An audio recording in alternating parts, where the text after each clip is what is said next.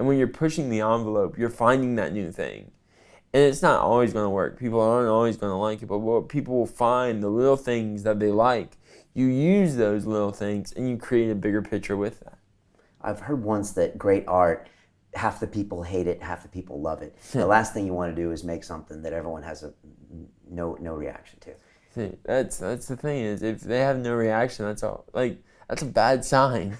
For me and for what we do, I look at our job is to invoke an emotional response into someone, good or bad, happy or sad, whatever it is. Our job is to make them feel that way in that moment.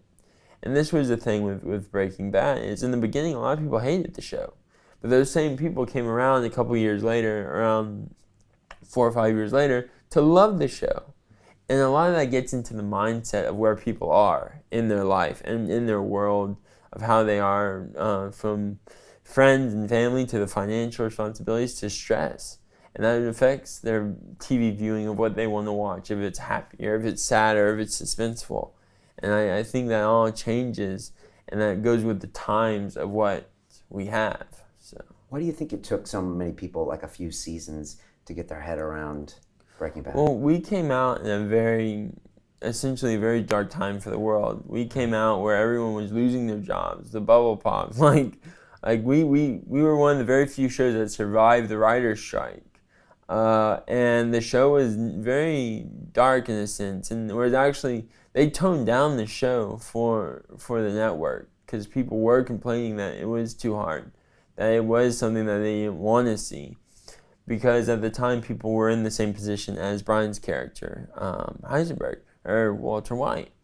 They were in that broke, bad times. They were losing their money. They were losing their homes. It was bad times. It was, what am I going to do to provide for my family? Where am I going to find the job that I just lost to keep my family in that way of living? And where it was happening with Walter White is he's dying. He has no money. He's about to spend whatever little money that he saved up on a funeral. And a lot of people were dealing with, not to that extent, but they're dealing with it in that extent. They were wondering, where am I going to go? How am I going to make money? And about 4 years later, that slowly we increased our viewership, because that was changing, and people were realizing they do have a way out, and they do have a way to see the future, and that this isn't just going to be the end where they have to move back to mom and dad, but they can live independently. They just have to work.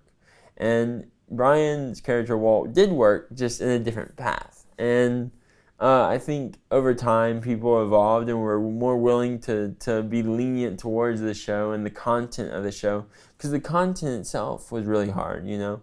What's funny is I know a lot of people that were addicts and that have dealt with addiction and were like, and still today are like, I cannot watch the show because of the content. Yeah. And that's when you know you are able to do your job right and you affect people emotionally.